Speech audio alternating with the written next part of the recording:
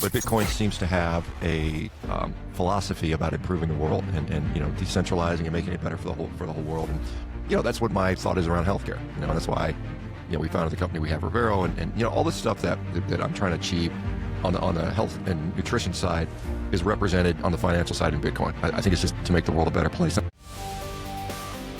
You're listening to the Great Reassessment Podcast. Are you stacking sats but feeling like the only Bitcoiner in your city? It's time to fix that, guys. The Orange Pill app connects you with local Bitcoiners for meetups, businesses, or just good old-fashioned conversation. Stop scrolling today and start connecting with people who actually get it. Download the Orange Pill app today and find your tribe in the real world. Check out the links below for more information. Are you tired of eating fiat food? Get your beef and pork today from Acme Acres in Spirit Lake, Idaho, where every cow is grass-fed, vaccine-free, and raised the way nature intended. My buddy Jason Hanley, he runs the place, and yeah, they even accept Bitcoin. Guys, I eat this meat, I feed it to my kids. It's amazing. You gotta try it. It's pure beef, no nonsense, shipped nationwide. Visit acmeacres.us today and taste what sound money should taste like. Dr. Shawn Baker, it's good to see you again. Thank you for being here with me this morning. Yeah, likewise. Yeah, last time we saw each other, we were chowing down at Fogo de Chao in D.C. That was a good little meal. It was awesome. For anybody listening, you and I met you at a Bitcoin conference in Washington, D.C., and we were just breaking for lunch, and they gave us a 2-hour lunch break. And I asked you what you were doing for lunch, and you were kind enough to let me tag along, and I really appreciate that. Yeah, no problem. I enjoyed the company. I usually just, because I have a weird, obviously a weird diet. I just got to eat a bunch of meat, and I was like, well, where's the best place I can do that? So I just walked down to, down a couple. It was about a mile away or something like that. Went down there, had a nice lunch, and loaded up on some steak. It was good stuff. It's always, I think Fogo does a pretty good job. So they do some good stuff. Yeah, it was my first time in DC, so I really enjoyed it because I think you said you'd lived in that area for a while. Yeah, I'm familiar with the DMV. I was stationed over there. Yeah, we had a good walk back. We saw the Lincoln Memorial, the White House, the Washington Monument. It's a neat walk back from Fogo de Chao back to the Kennedy Center where the conference was. And, I like to think that I kept up with you a little bit. I know you put down quite a bit more steak than I did, but for a while I feel like I was going plate for plate. I wasn't paying attention, but good for you. That's good. Yeah. I'm in a phase where I'm not trying to eat as much as I can at this point. I'm trying to get leaner. And so have to dial it back. And so I'm still, I think I woke this morning exactly 250 pounds. And so I got to get that down to about, I think, 235 over the next year or so. So slowly but surely, just getting a little bit lighter. Yeah. Well, for anybody wondering if off camera you ever cheat, you did not cheat with any of those Brazilian cheese rolls. I did. I had a couple, but you did not. Yeah. So we met at a Bitcoin conference. First question, I think it's kind of stemming off of that. What attracted you to Bitcoin in the first place? Yeah, I am by no means a financial expert. My background is obviously medical, so I certainly, that's where a lot of my focus has been over the years, and athletics.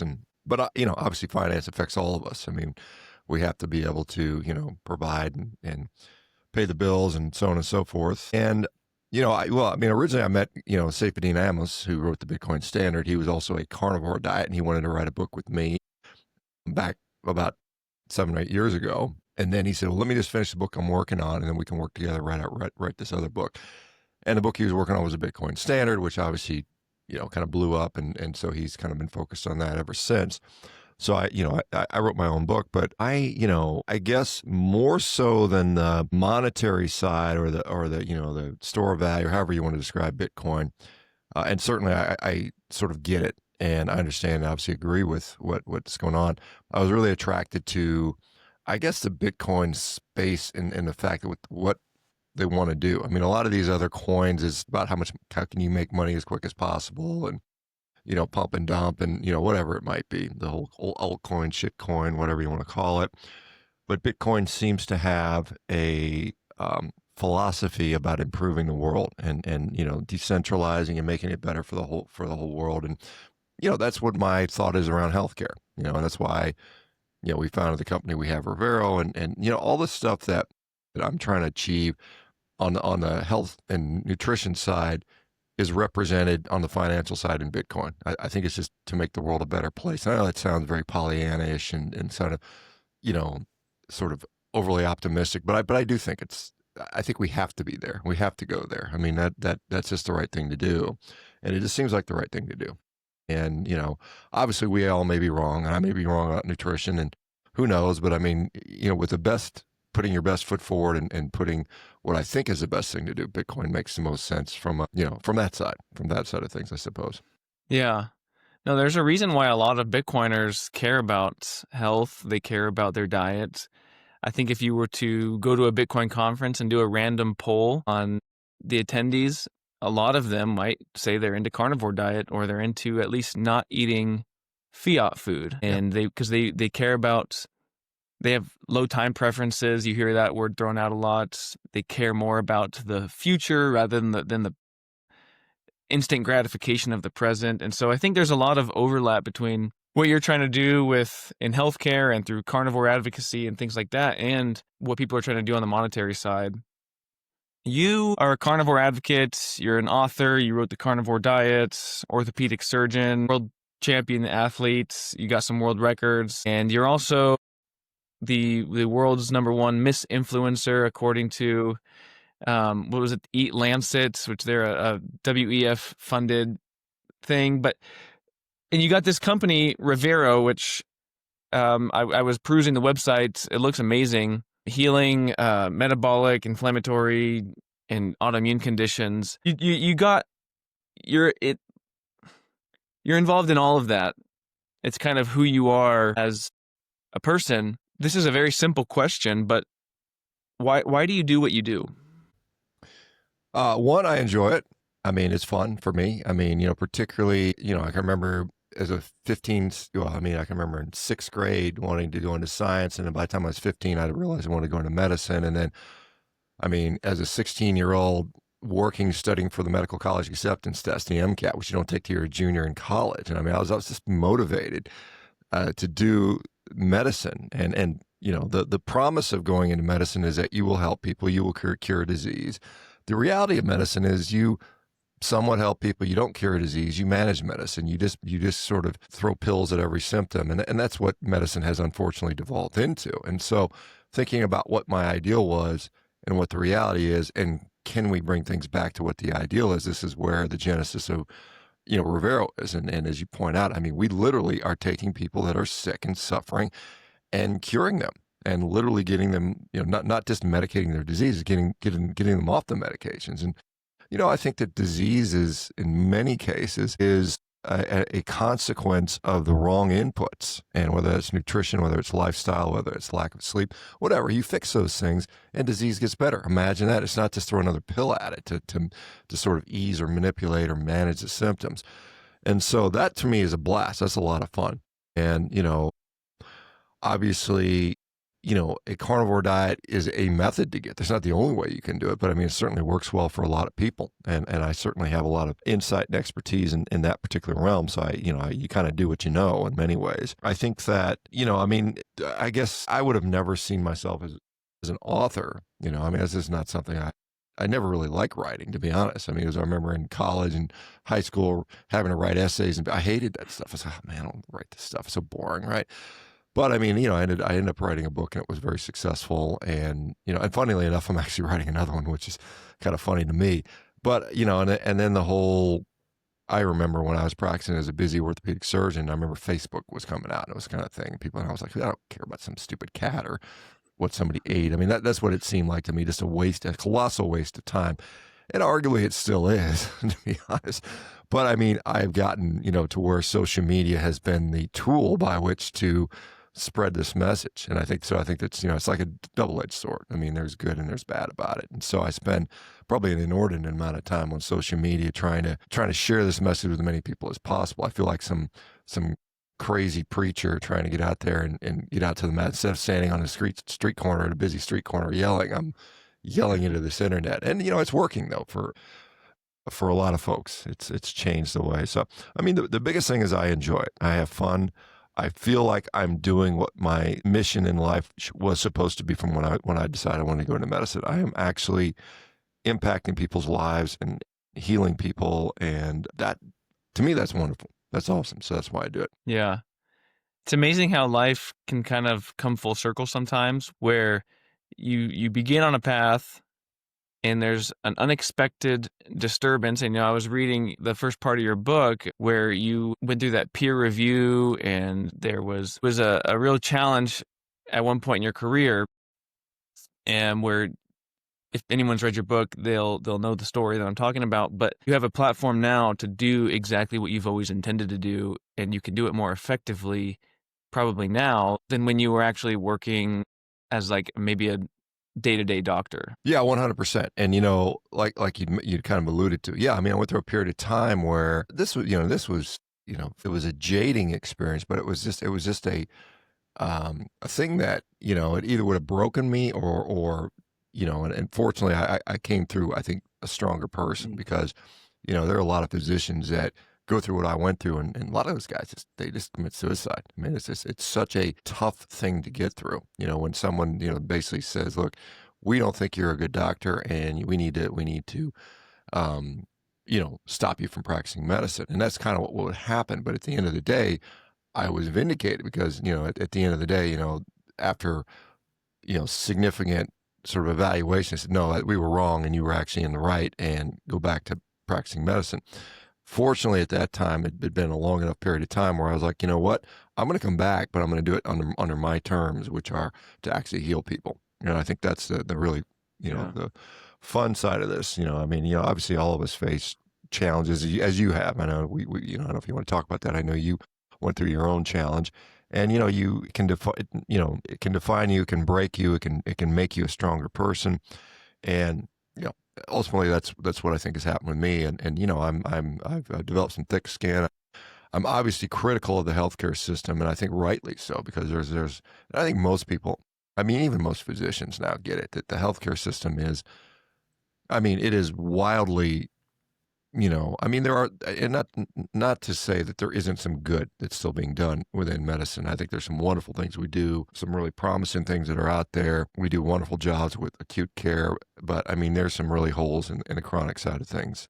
And there's obviously, the pharmaceutical industry has an inordinate amount of power over the healthcare industry. Yeah. I mean, it basically just runs everything. And the physicians that realize that, get it, some of them are, I guess, under the spell.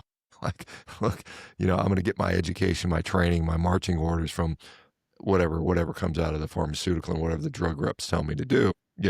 I mean, it sounds crazy, but that's largely what happens.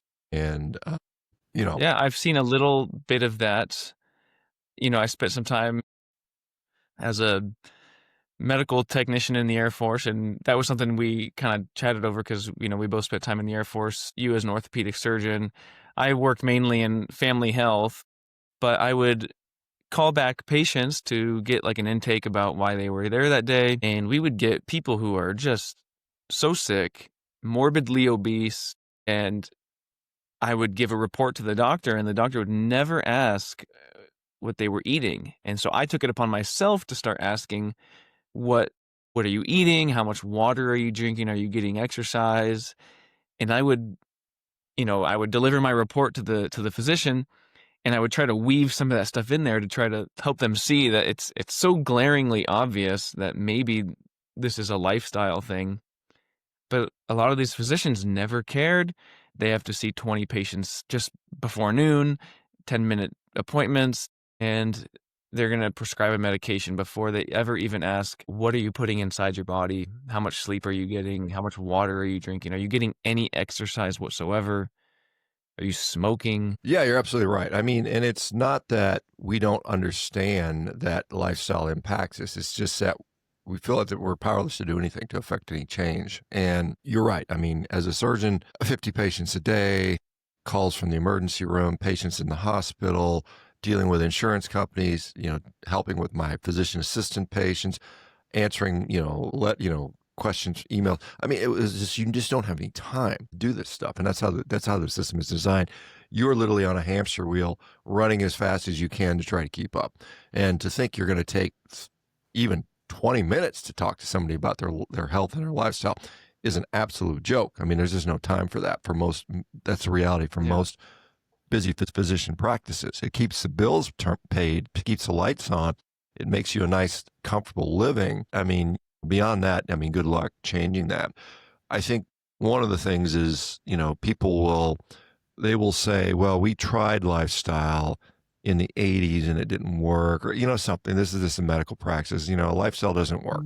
It's just most people won't change their habits. They won't change their diet. They won't exercise. And so why bother? Because most people aren't going to do it. So we'll just give them pills instead. And it's more efficient and we can see more patients that way. That is what has been beaten into the average physician's, belief system, and medicine has been taken over by these large corporations. We have these giant healthcare corporations that own 80% of medical practices, and they want to get to 100%. This is what every small independent physician that has a practice often will get bought up. They'll pay them whatever millions of dollars for the practice and say, okay, we're gonna own everything now, and that's what's happened. The administrative state. I mean, we went from a situation where there's kind of parity for every physician. There was one healthcare administrator, now it's 10-1 or something like that. I mean, it's just, the administrative state has grown by 1,000%, whereas the number of physicians has pretty much remained the same. So we have this huge administrative state that, there's something flying around in here. Funny. So this administrative state has grown enormously, and it's healthcare is a business right now. And, to do lifestyle requires not see you for 15 minutes once every 3 to 6 months. That just doesn't work. But that's how medicine's set up. So, what we're doing at Revero is we're seeing the patient every single day, one way or the other, somebody is, and checking on them and checking their progress and checking their biomarkers every single day so that we can adjust them and make changes, in the lifestyle. And that's what you need. I mean, that's how lifestyle medicine needs to be practiced to be successful. And, the system's just not set up for that, because the system values high input, rapid turnover, quickly medicate people and get them out to your office. That's the reality of practice today. Yeah. At Revero, I mean, that's amazing. You guys see patients that frequently and you're checking in and doing that. That's really important. I imagine you're spending more than 10 minutes with them too. Would you guys ever be able to take normal insurance from average people? Like, is that something you guys can do? That's on our business horizon. I mean, so basically the way, obviously we started last year, and, took us some time. We got licensed, we got physicians in every 50 states, which is a huge task to do. To get to practice medicine in all 50 states is a real task. We've seen about our first 1,000 patients. We've reversed disease. We've taken off medication. We've seen significant reductions in A1, average glucose, and inflammatory markers and body weight, and significant improvements in quality of life metrics, on all kinds of diseases. And so step one is to just, prove that we can do what we need to do. So that's step one. Step two will probably to partner with employers to get there, because when you look at the expenses that the average business has, the number one expense for most of them is paying their employees' salaries, right? That's biggest cost. Second biggest cost is often their healthcare plans, and it's about to get more expensive, it sounds like. We'll see what happens with with the government shutdown and the Affordable Care Act, how that's going to play. So that's a huge expense for companies. And so we can offset much of that expense by, a lot of these wellness programs, these sort of add-on programs, what they do is they try to make the process more efficient for the patient. They're still working within the system. They're still taking their pills and going to the doctor and getting their drugs. And maybe they make it so they don't miss their appointments, or they don't forget to refill their prescriptions. And that saves them in efficiency 5%, something like that, which is considered a lot, because when it's your second biggest expense, 5% off of that is quite a bit of money. But what we're doing is actually like, your patient doesn't need these pills anymore. So the savings is not 5%, it might be 50%. Mm-hmm. So that is, our value proposition on the enterprise side. And so that'll be our next sort of thing we're working on. This is one of the reasons we're doing a funding round right now. We're raising money so that we can expand into the enterprise market and we'd like to do more than just metabolic disease, autoimmune disease, inflammatory. We'd like to do mental health. We'd like to do some of these hormonal diagnoses like Hashimoto's, hypothyroidism, and, things of that nature. And so as we expand into that, then, as you demonstrate efficacy, and particularly as you demonstrate cost savings, then you can approach these insurance companies and say, look, hey, look, we can save you guys whatever 40% on this diagnosis set, and so that will be our probably medium term sort of plan is to start to maybe interact with payers, so people that have whatever insurance plan can do that, because and it's not that we're that expensive right now. I mean, we are one of the most economical companies on the planet that's offering this and doing this. There's a few other companies that do this with a few conditions, like I'll use Verta Health as a perfect example. Their focus has been diabetes. They've been successful. They are now, I think, a $4 or $5 billion company. They do have a few insurance plans, but they cost a lot more than we do. They're probably 30% more, and we do basically what they're doing cheaper, and we do more conditions. And so yeah, I mean, to answer your question, eventually that's something we would certainly be interested in participating in the insurance thing. It's a double-edged sword because there's a lot of hassle and nonsense that comes with dealing with insurance companies. But I mean, at the end of the day, if it allows us to impact more patients positively, then that's the right move, I think. Yeah. And hopefully if they're getting healthier, you can eventually see them less frequently, right? And that kind of brings down costs.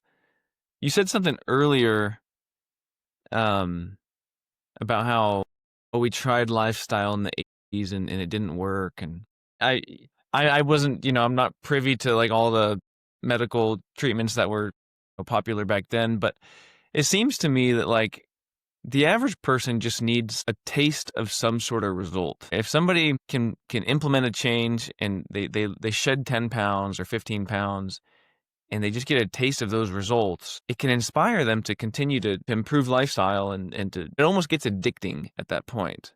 And I think that's why in certain Bitcoin camps, a lot of entrepreneurial camps, a lot of these spheres in society where you see a lot of people engaging in self-improvement, like it's almost self-sustaining. They don't need somebody else to speak into their lives because like eventually the individual becomes a self-regulating machine because they've seen the results. And like, do you see that? And why don't it just seems like it's the obvious thing for like an average physician who's stuck in that, but like you said, it is, they are really busy, but people just need results. So how do you inspire somebody to just get that first taste of positive results? Yeah, I mean, you're right. There is this sort of positive feedback loop. Once you start experiencing success and you feel better, it's like, wow, I'm gonna keep doing this, right? So you just got to get them to that level, and it does take for some people a lot of hand-holding, a lot of motivation, a lot of accountability, and this is what we provide. It's really compliance as a science. I think that if you might know what to do, and it's not that physicians don't realize that lifestyle can work. It's just that they're not incentivized to provide it. They don't have any resources to help people. This is what we provide. This is one of the frustrations I had as an orthopedic surgeon. I would, at some point I realized, hey, I can make people better. I can make their knee stop hurting if they will just, adopt these lifestyle practices, but most of them won't do it. And all I could do was hand out flyers and tell them to read this book or go watch this video. That's not very efficacious. So now what we have provided and what we do is we literally will check on patients every day. We are looking at their data every single day and saying, hey, this person seems to be doing well. This person's not. Why isn't this person doing well? Let's contact that person. Let's get on a chat. Let's get on a phone call. Let's get on a video conference and say, what's going on that you're not achieving what we think you can achieve? And then we kind of delve into that and make the adjustments on the fly. Mm-hmm. Whereas the average physician, yeah, I mean, they might see somebody once every 3 or 6 months. You can't do changes like that. It's not very practical. So yeah, you're right. Once a patient starts to feel better, maybe they lose 10 pounds, maybe their knee stops hurting, they're motivated. There's some internal motivation there for a lot of people. Even some of them, you still have to get in there and hold their hand or kick them in the butt or whatever, whatever motivational technique works for that person, because and a lot of it is in the beginning, getting people motivated, but ultimately it comes down to causing habit changes and causing just these little things that become sort of automatic. And I think that's where you have to get to with these folks, that it doesn't become, because motivation will only take you so far. Motivation is not there all the time. I'm not motivated to do stuff every day, but I just do it out of habit, out of discipline. And I think that's where you have to get these patients to. Yeah. How do you go about setting a goal? Do you have a philosophy or a set of criteria that you think about, whether it's intuitively or you write it out on paper? How do you set a goal for? Well, I mean, I'll use, like, I'm about a year away from turning 60 years of age, and I've set some, many would people consider somewhat high level goals, just from, I'll use the athletic stuff because it's easy to explain and it's easy to put numbers on. Like I said, when I turn 60, I want to dunk a basketball. That's not common for 60-year-olds. In fact, there's only been a couple ever in the history of humankind have done that. A few of them have been ex-NBA players that have done that. There's just a handful of people who have ever done that. Break world records on the rowing machine, which I've done in the past. I'll continue to do that. Run a sub 13-second 100-meter dash, which is, it doesn't sound that fast when you look at like Usain Bolt, but I mean, there's not a lot of 60-year-olds that do that. There are a few. So I set those goals, and some of them I've already achieved, some of them I can achieve. I believe I can do those things, but they're not easy by any stretch. But I think the really interesting thing and the really fun thing is that in order to achieve those goals, I have to be, one, extremely healthy.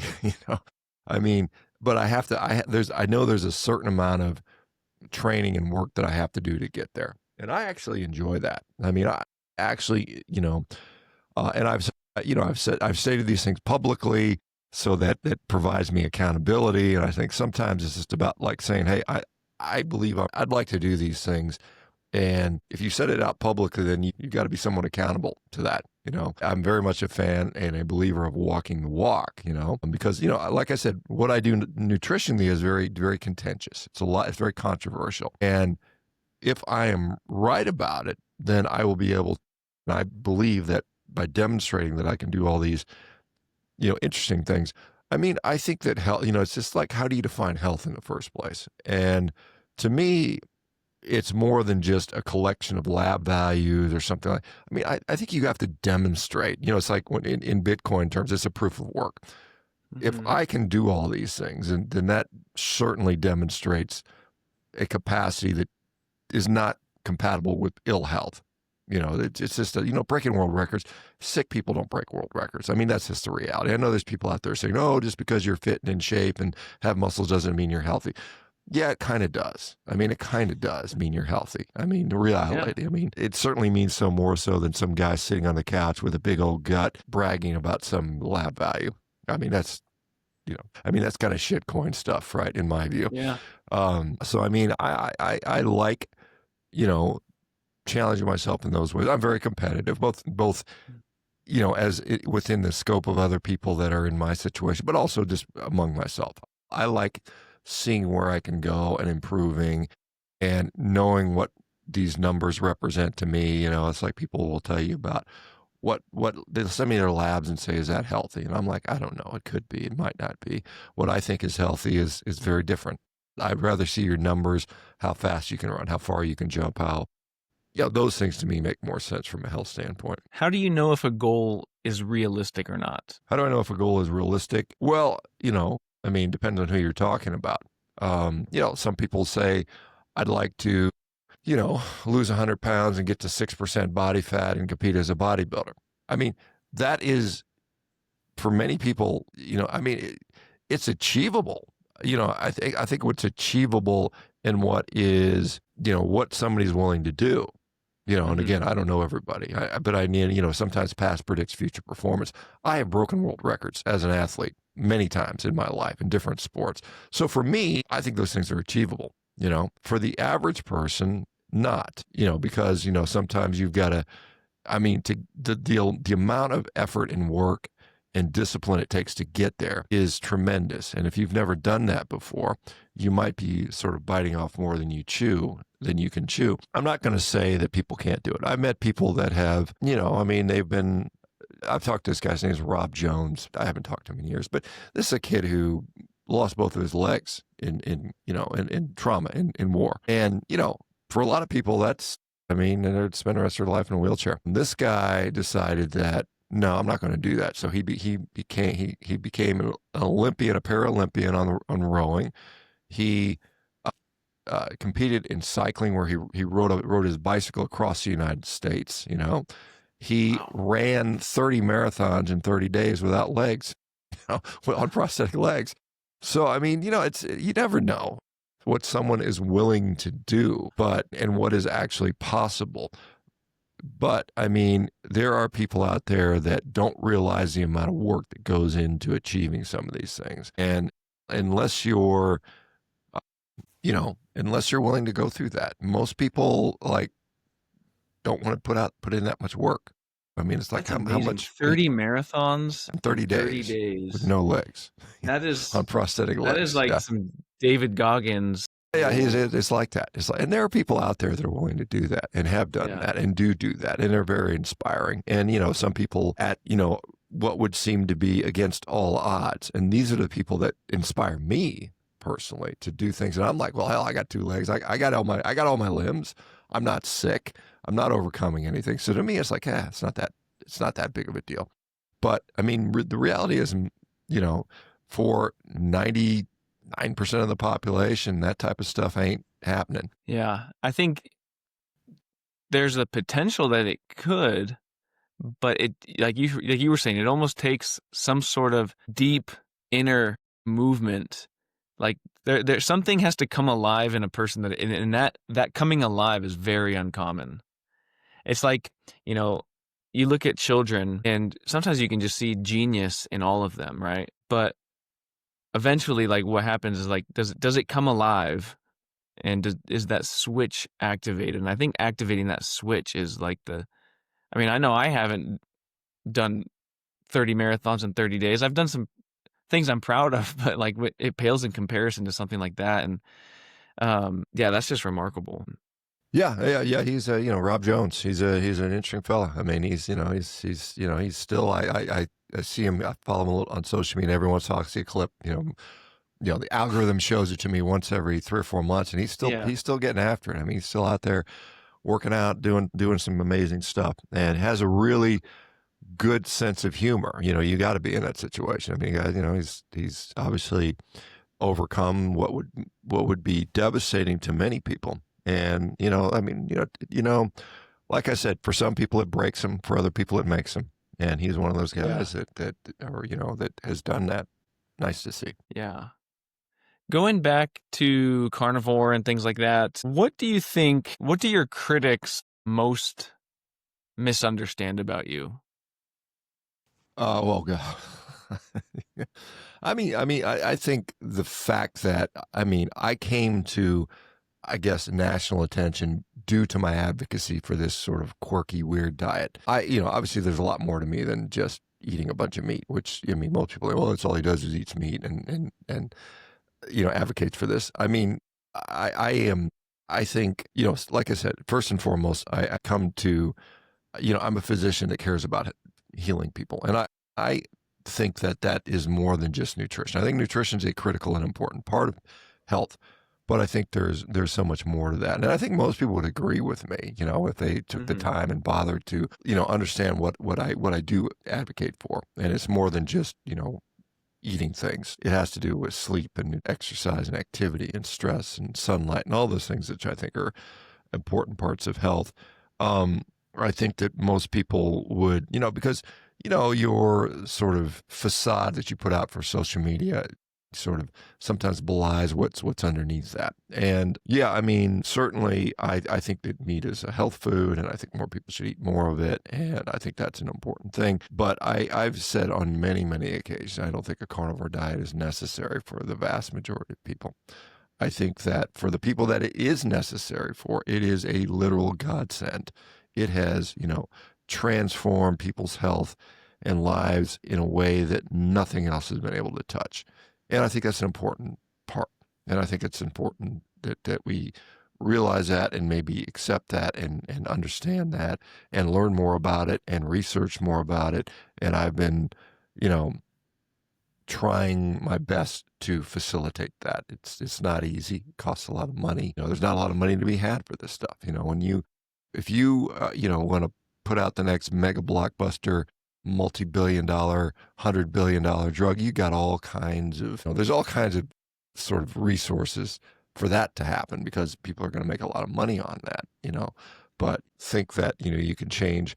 This is interesting. I think that as a physician, as someone who, obviously has gone from treating trauma patients in Afghanistan to taking care of people and changing their diets, I got to say that this sort of dietary approach might be the most powerful thing you can do for somebody across the board. I mean, but it's not sexy and the latest blockbuster drug, but it's just something that I'm just amazed at how I'm amazed at how amazingly helpful it can be and transformational it can be, but also how much people are unwilling to even consider it. Which is interesting. Well, you just said something about diet. Like, do you think that we're simply kind of rediscovering some timeless truths? Because I think I read, Hippocrates, he was the father of modern medicine. He's famous for saying, let food be thy medicine and medicine be thy food.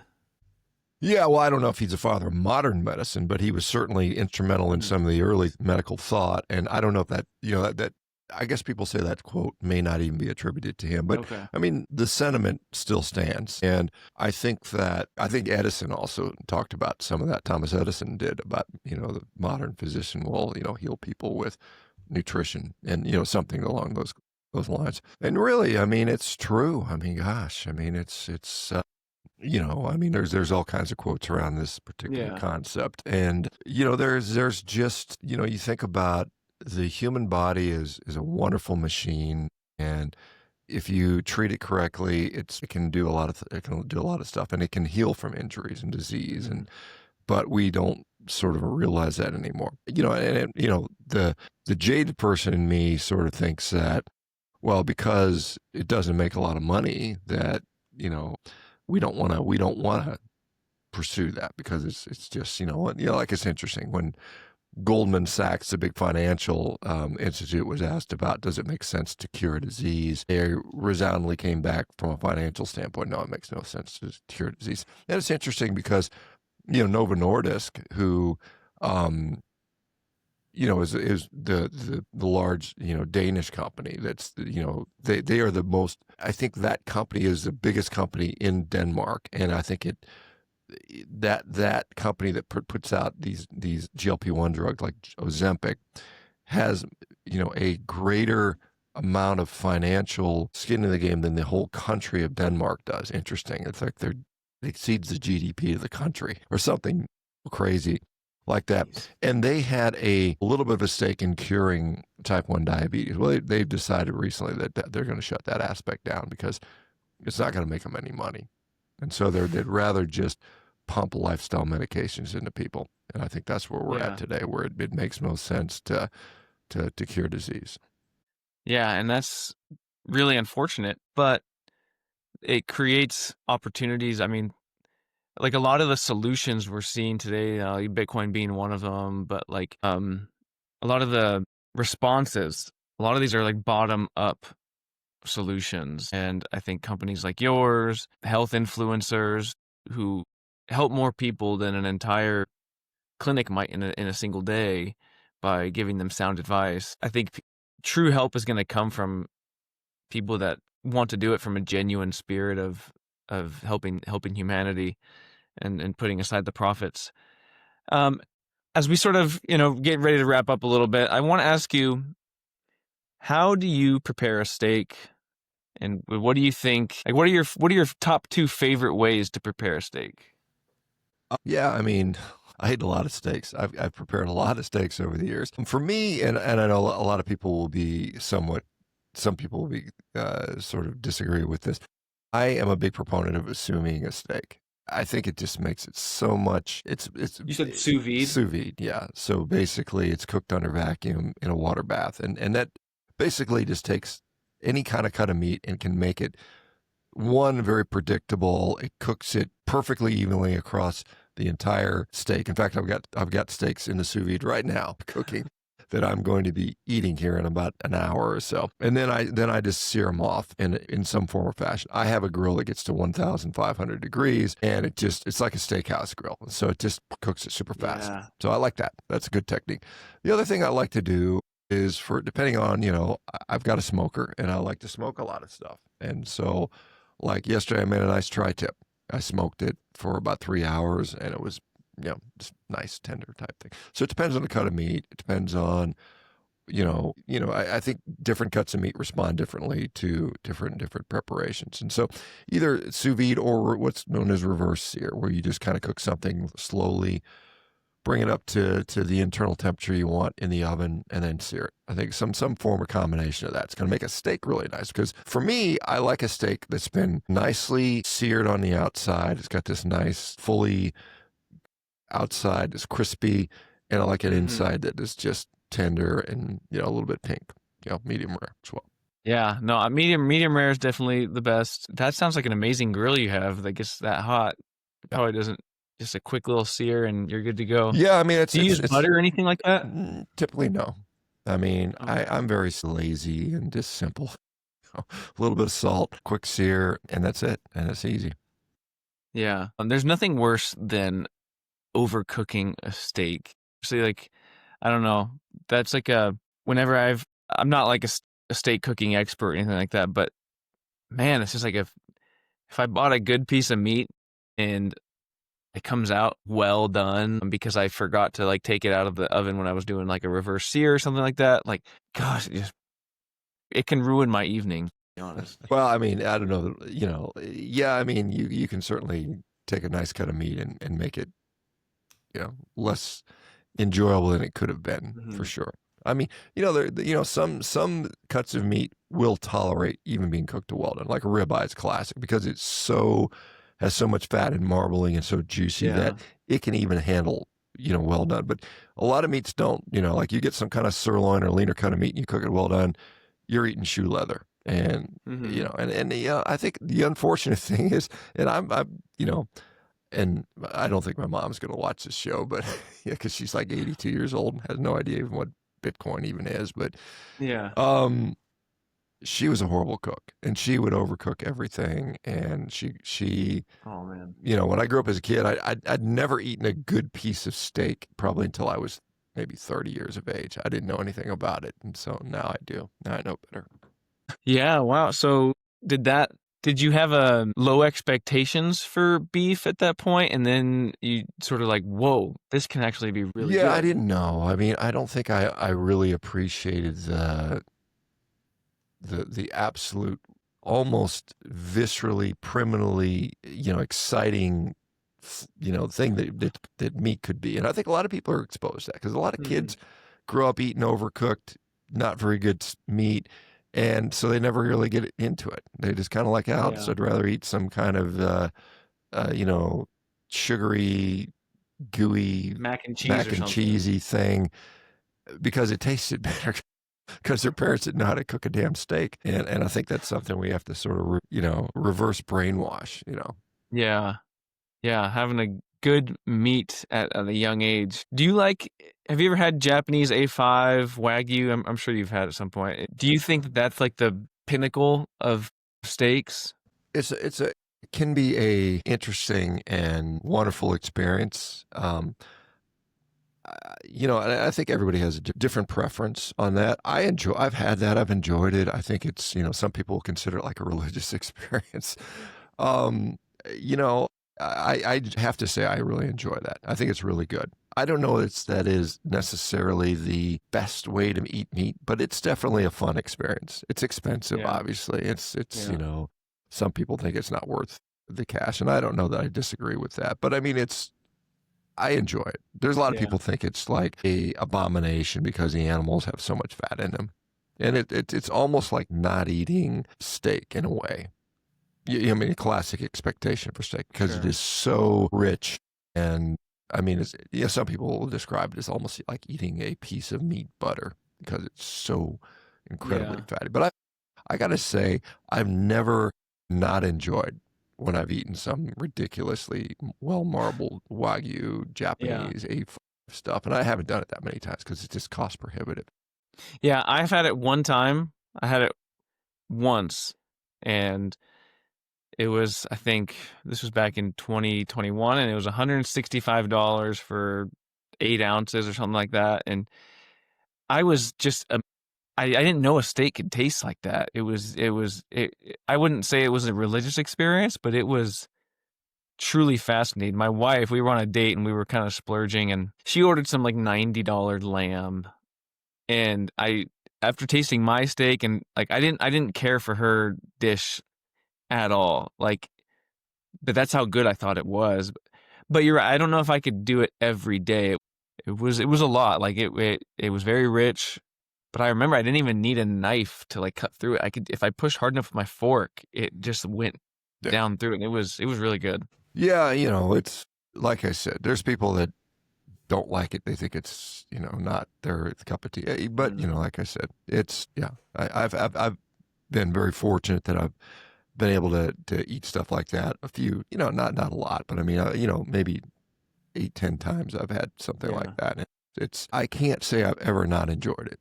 So, but I don't know that I'd want to eat that every day, all day, all the time. 'Cause Yeah. one, is cost prohibitive, but two, it's just like an occasional thing.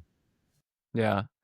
Well, as we get to wrap up here, I want to thank you for your time. I know you're very busy, and it means the world to me that first that you let me tag along for lunch. That was amazing. It was one of the highlights of my weekend, and two, that you would take the time to come on my humble podcast here, and so I really do truly appreciate it. You all know, my pleasure. Like I said, I'm happy to talk to whoever. It's fun stuff. If you got an interest, I certainly appreciate having the opportunity, and hopefully this will get to somebody it'll inspire them to do something. Yeah. Well, thank you so much. I'll put links in the bio for your website and things like that. I used to be a high school teacher, and we talked about this. Sometimes on the first day of school, I'll ask kids if they read any books over the summer. And I'll go around the room, and some kids will raise their hands, and I'll ask what book they read. And this last year, I had a freshman who, one of my favorite students, he said, "I've read Carnivore Diet by Shawn Baker." 14-year-old kid. And so just know that your book is even reaching, not just 30, 40, 50-year-olds. You have teenagers reading your book, and he was full-on carnivore kid. I could not believe it. We would have a day where maybe we'd watch a movie and somebody would, they could bring snacks, and he would not touch the sugary things, or it would run to school every day. And just so, when I think about some of the younger generations, I see, it's rare, but there's these kids who are getting on self-improvement, and they're taking care of themselves, and I can only imagine what the health of somebody like that would be when they're in their 40s and 50s if they're starting carnivore and working out at such a young age. Yeah, it's cool. It's interesting and cool to see. So awesome. Yeah. Thanks a bunch for having me. Yeah, thank you, Shawn. You have a great day.